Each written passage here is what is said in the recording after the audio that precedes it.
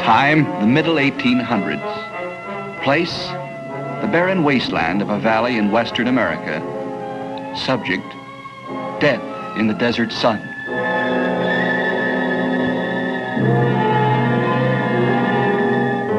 Name, Jacob Breyfogle.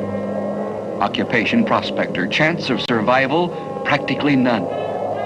Companion on this journey, only one. His occupation, always waiting. His name, death.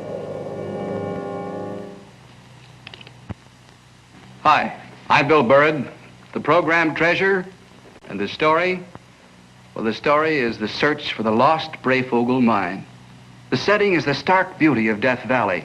It's a tale of prospecting and gold and the terror of an Indian attack in the dead of night. It concerns one Jacob Breyfogle, a German prospector who left Los Angeles in 1862 after hearing the news of a very exciting silver strike in Austin, Nevada. He and two other companions left for the Nevada area on a journey that later turned out to be a living nightmare. Because as they were camped one night in the very heart of Death Valley, they were attacked by a tribe of desert Indians who immediately killed Breyfogle's two companions. Breyfogle himself managed to escape, staggering across the desert, wounded, terrified at the thought that the Indians would track him down and kill him.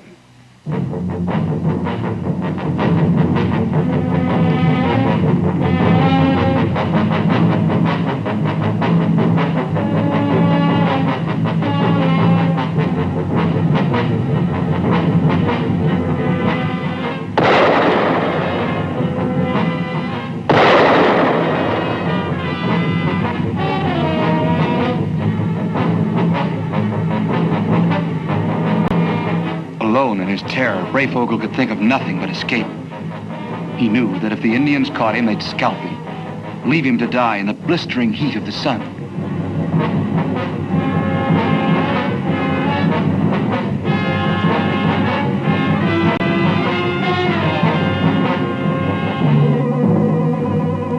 And so he fought, scratched his way through the rocky gulches, never stopped. Until finally one day he was sure that he'd lost the Indians.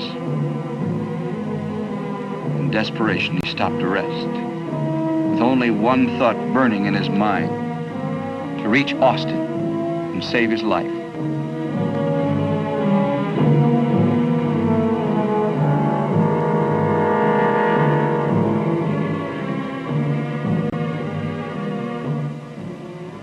His water was running low in the canteen. The desert was generating heat like a giant furnace.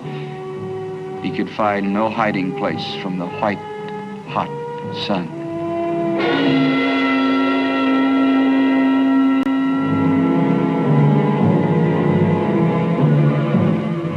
And so he went on, trying to keep track of time, wondering if he'd ever make it. Below him, waiting for him with the patience of 1,000 years, beckoning to him with the dancing images of its green mirages, lay a giant valley known as death.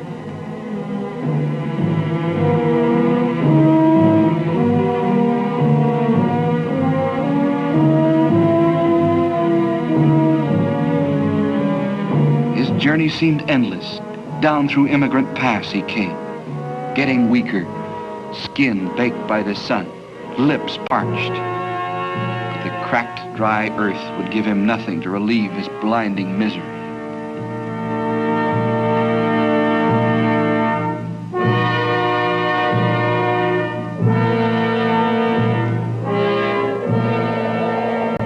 On and on, through the devil's cornfield, searching the horizon, stung by the blowing sand, and hounded by the enemy above.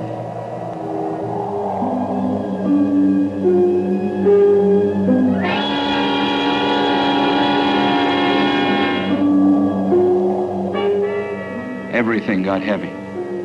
Even his gun became an anchor around his waist.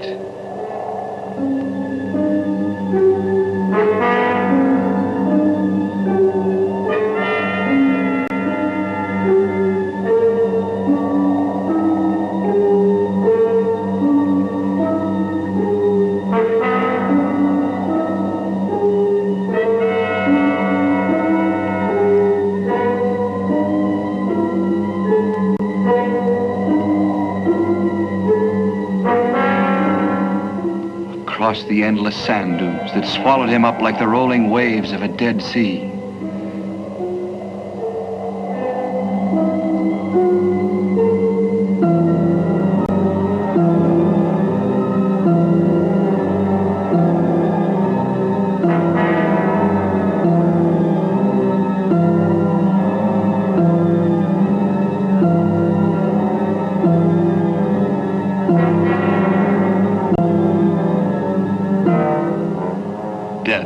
Hovering vulture waited for Jacob Breyfogle in the eerie quiet of the desert wastes.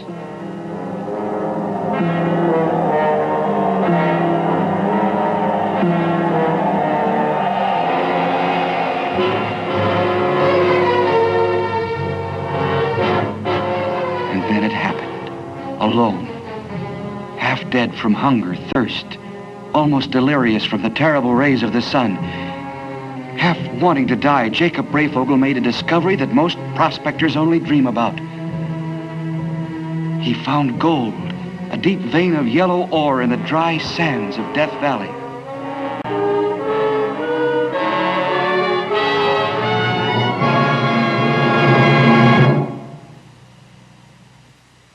And so Jacob Breyfogle, quite by accident, stumbled onto a bonanza.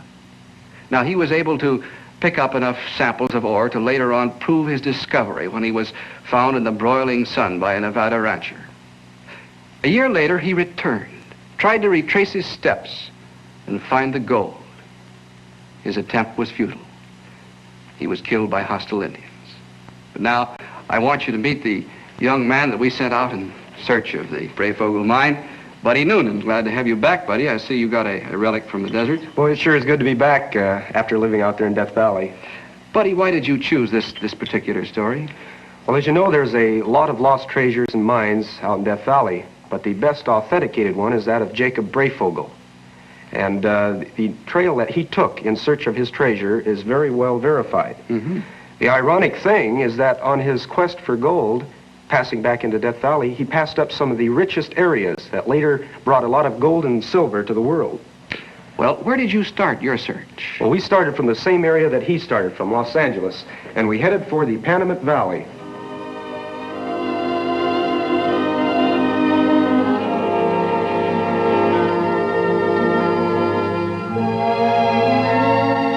Here in Panamint Valley, we're following the actual trail that Breyfogle took with his two companions in search of gold.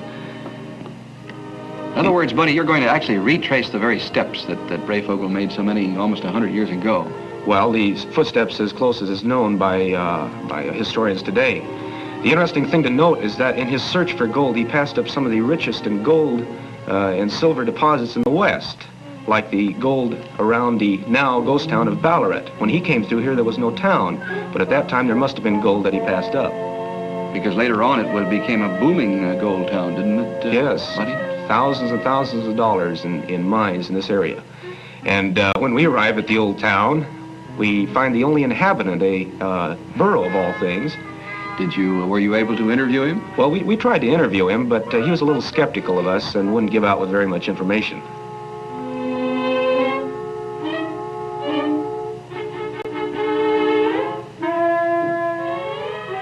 He probably didn't want to reveal the location of his secret gold mine. Well, undoubtedly he had some secret, but he wasn't too talkative, so we went on and explored the town alone.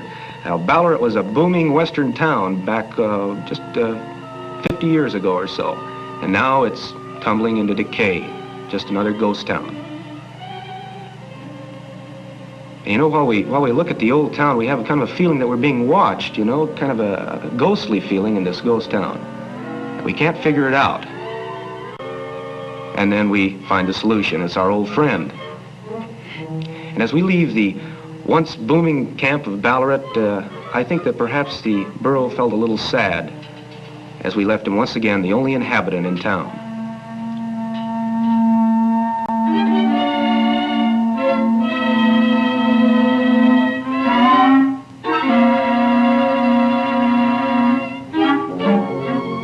Back on the trail of Jacob Breyfogle once again, we pass across the boundary that is now known as Death Valley National Monument, heading up over the Panamint Range, which is about 8,000 feet tall.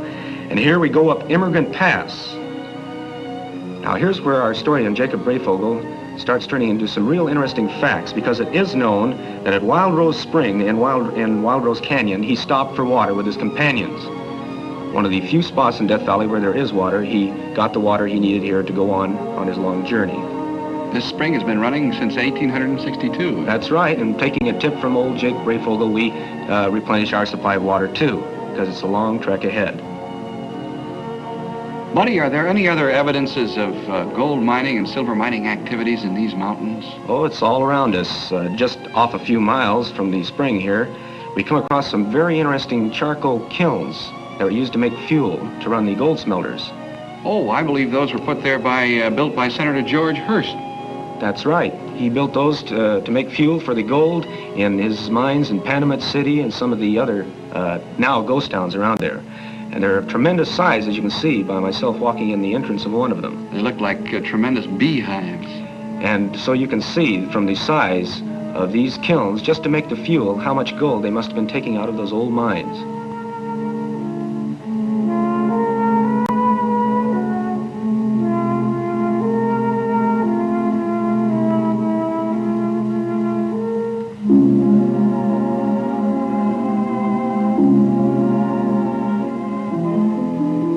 Back on the trail of Jacob Breyfogle once again, we come across another interesting part of his journey. He must have walked right by the now ghost town of Skidoo. At that time, the town was not in existence, but the gold that brought about the town of Skidoo was there, and he must have just passed right over it. And had he stayed there a little longer, perhaps, he might have discovered it. Gee, that must have taken a great deal out of Skidoo. See, that's a strange name for a mining town, buddy. Where'd they get that? Well, it is quite an unusual name. It came about when John Ramsey and John Thompson, the men that discovered the gold in Skidoo, let their burros out to graze. And when they found them again, they were straddling some outcroppings of gold. Now, this happened on the 23rd day of the month, and there was a popular saying at that time called 23 Skidoo. So, that's the name. Buddy, you spoke of them discovering this great, tremendous gold mining area where I believe you said they had $9 million of gold taken out of here by accident, which shows that a good many of these gold deposits are found by accident, as Breyfogle found his. Yes, and I'm sure that Breyfogle's gold someday will be found by accident too, by some vacationer or tourist just that happens to walk over the right area and discover it. Now, there's a lot of old mine shafts in Skidoo, and we advise our treasure searchers to be very cautious because the wood is rotted and there's always a danger of avalanche. And so we leave the old town of Skidoo, going by the city cemetery where the few inhabitants of the old town remain. The next point on our journey is Augabury Point. It was here that Breyfogle and his two companions got their first view of Death Valley. And I think it's kind of interesting to think back and try to feel the way they felt when they saw this immense wasteland that had never before been explored. That is tremendous, buddy. Scorched earth below them. The next point on our journey is Immigrant Springs. Now, this is the point where Breyfogle and his men stopped for water. They bedded down here one night, and it was then that the Shoshone Indians attacked, killing Breyfogle's two men, and he alone escaped on foot. And of course, the only place he could go was out into that wasteland. He had to try and cross Death Valley, so he started out alone.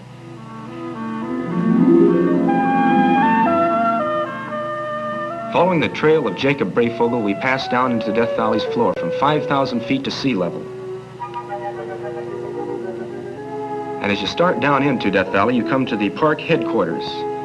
We suggest that treasure searchers stop in here to get information. Tell them when you're going in, when you expect to come out. Howdy, folks. I am Fred Benoise, Superintendent of Death Valley National Monument. On behalf of the National Park Service of the United States Department of the Interior, may I extend an invitation to all of you to visit Death Valley. It is the outstanding desert area of the United States and is a land of color, beauty, vastness, and mystery. As a word of caution, it is a long way between places of habitation, and it is a good idea to carry extra water with you, particularly in the summertime. If you travel off of the main road, let a ranger know where you are going and when you expect to return. There are hundreds of old mines in the Death Valley area, and the tunnels and shafts may be dangerous.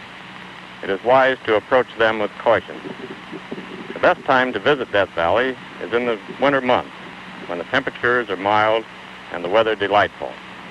If you have questions about where to go and what to see, ask a ranger, and he will be pleased to assist you. After taking a tip from Fred, we proceed on to the new town of Stovepipe Wells, and here we run into an old prospector, old Ezra Wardman. Now, he's been searching the hills for over 50 years, searching for the lost Breyfogle mine. Does he have any tips, buddy, as to how to look for it? Well, he told me, he says, tell them city slickers that all they have to do is look someplace that nobody's looked before. And I guess that's very true. We detour for a moment from our Breyfogle trail to check in at Treasure Headquarters, which is at Furnace Creek in the Furnace Creek Inn. Now, I think that this place is a very interesting contrast in itself to the early history of Death Valley, because this is probably the hottest spot in Death Valley, and you have all of these lush trees, animals, so much naturally cold and warm water that they refill their springs and swimming pools every day. Well, buddy, I recall in the history of Death Valley one of the first wagon trains, the first pioneers that came through here, and the temperatures were up above 135 degrees. They passed within a quarter of a mile of this very spring. They went on, and many of them died because of lack of water. There again, that great contrast in this area. It's interesting to think what they would have given for just one swimming pool of water like this. The lifeguard here at the inn says he's pretty good on the fancy dives, Bill, so he wanted to do a dive for our camera. Let's see how he does.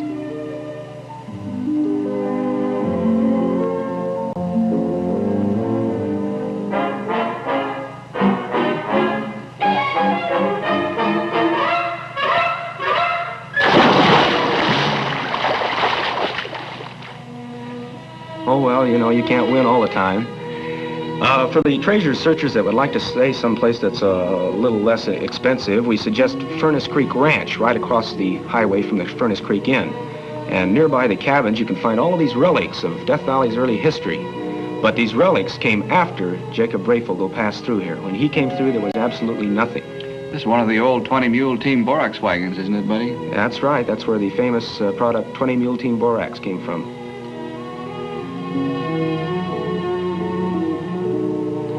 And, of course, there's horseback riding here. There's a lot of things to do. There's ghost towns deeper into Death Valley that you can't get to by car. In that case, we suggest renting horses and searching for the treasure by horseback.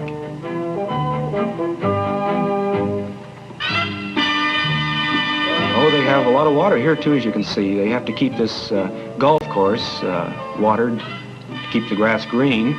And so you can imagine the tremendous amount of water they have to have on hand, proving once again that there is water in Death Valley if you know where to look for it. And of course there's the Texas Camp Springs for all of the campers. They can bring their trailers or their tents up here, and they've got all the facilities for you. There's restrooms and plenty of water. It was interesting to note the number of people here at this camp that were searching for lost mines while we were there. Some were searching for the lost burro and the lost Breyfogle and many others. Now, heading back towards the Breyfogle Trail once again, we passed by the old Harmony Borax Works. It was here that the borax was first brought out. And now, just like the ghost towns in the area, it's tumbling into decay.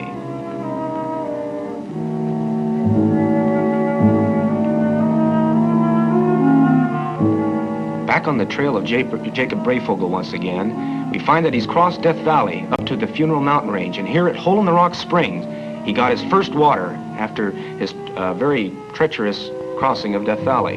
What's unique about this particular area, buddy? Well, it's very interesting. The water is protected from the sun down in the cave here, and the early pioneers used to stop here for water. And even to this day, there's water there. So after having crossed Death Valley, Breyfogle, with his eyes swollen and his shoes practically torn off his feet, he got water here that he needed to head out once again towards Austin, Nevada.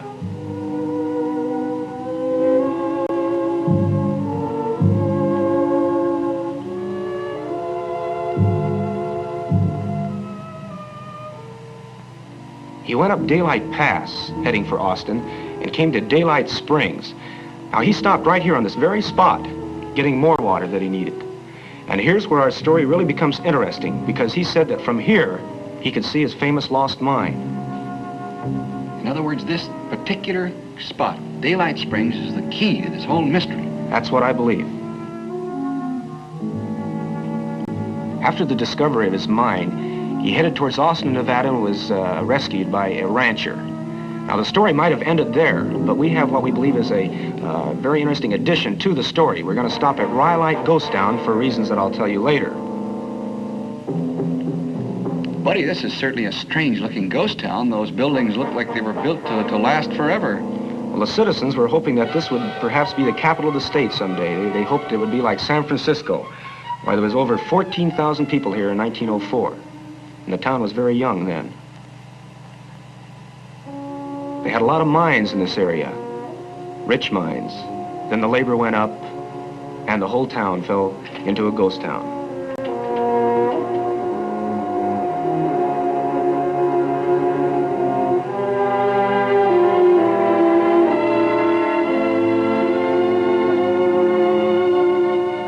Now, here's the reason that we've come to Rhyolite. If you recall, Breyfogle said that from Daylight Springs, he could see his mine. Well, from Daylight Springs, you can see the National Bank mine in Rhyolite, which is halfway up Lad Mountain. It's only about 20 miles away. Could this be what Breyfogle was talking about? Perhaps he found this rich gold, and then leaving it behind, someone else found it and discovered the town of Rhyolite. There's certainly a lot of gold in the ore there.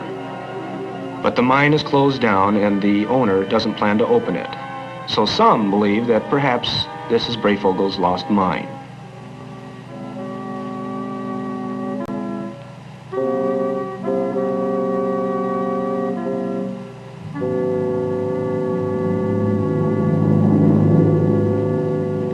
I don't believe that this is the solution, though. Breyfogle said his gold was pure gold, and geologists tell us that this can very well happen, pure gold. So we pose the question, where is it? Was it in Rhyolite, or on the east slopes of the Panamint Range, or on the upper slopes of the Funeral Range? I don't know, but I'm sure it's out there somewhere, just waiting to be discovered.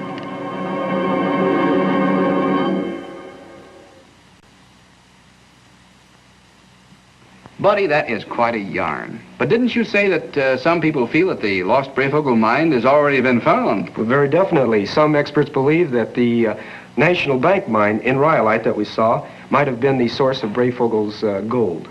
Then there is a real history of gold mining in the area. Very definitely.